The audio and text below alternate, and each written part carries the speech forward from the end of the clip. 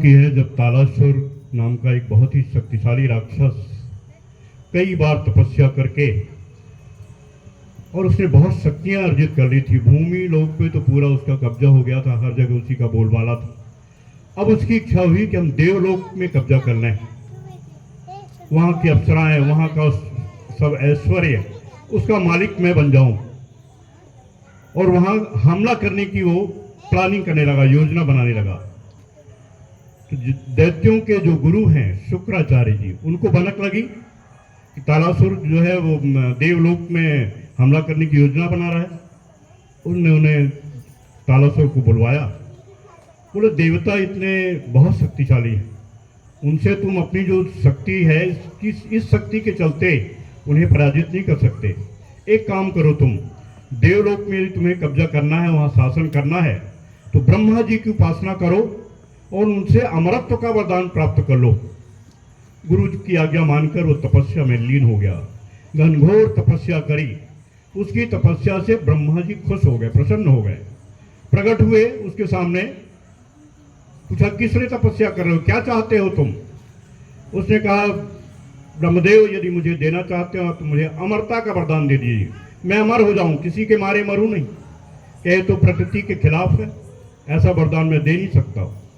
बोले अच्छा उसमें कुछ अमेंडमेंट कर दीजिए, संशोधन कर दीजिए। कहें बोलो क्या कर सकते हैं?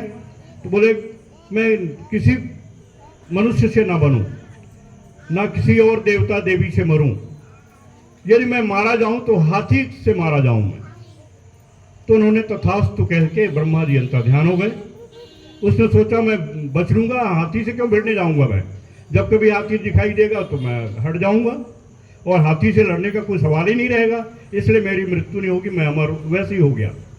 ऐसा कह के उसने देवलोक में जाके अचानक हमला कर दिया। देवताओं को भनक भी नहीं लगी, वो अपनी पत्नियों को लेकर इधर उधर भागे, फिर जहां भी भागते वहीं वो पहुंच जाता। पूरे देवलोक में हड़कंप मच गया, सब भागे भागे ब्रह्मा जी के पास गए। बोले आपने कैसा उसको वरदान दे दिया प्रभु, उसने हम लोग का जीना दूभर कर दिया, हम कहीं नहीं रह पा रहे हैं।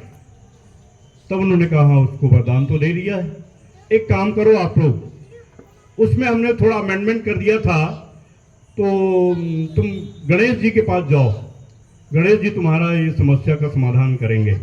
सब देवी देवता जो है गणेश जी के पास पहुंचे, उनको अपनी समस्या बताई कि आपके बिना आपकी समस्या का निदान नहीं। ब्रह्मा जी ने उसे वर दिया है कि कोई हाथी ही उसको मार सकता है, बाकी और कोई किसी के मारे मरेगा नहीं, क्योंकि आपका जो सिर है वो हाथी का है, इसलिए आप ही समस्या से हम लोग को मुक्ति दिलाइए। गणेश जी ने बोला हाँ ये तो समस्या बड़ी विचित्र है, ये तो बहुत बुरा हो रहा है, चलो हम उस समस्या का तुम्हारा निदान करेंगे। गणेश जी अपनी माता पिता से आशीर्वाद लेने गए, क्यों बहुत बड़ा असुर था, वो बहुत शक्तिशाली था, ब्रह्मा जी से वरदान प्राप्त था असुर। और जब माता पिता का आशीर्वाद मिल जाता है तो ध्यान रखो बड़ी बड़ी समस्याओं का निदान हो जाता है। और ये गणपति जी को भी पता था, इसलिए सबसे पहले वो अपने माता पिता का आशीर्वाद लेकर फिर गए वहाँ उससे लड़ने के लिए।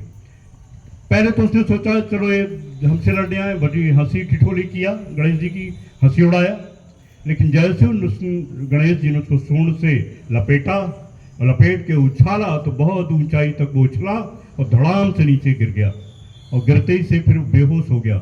घंटों उसको होश ही नहीं आया, और जब होश आया तो पूरा होश आ गया, ब्रह्मा जी का वरदान याद आ गया कि हाथी के मारे से मरोगे।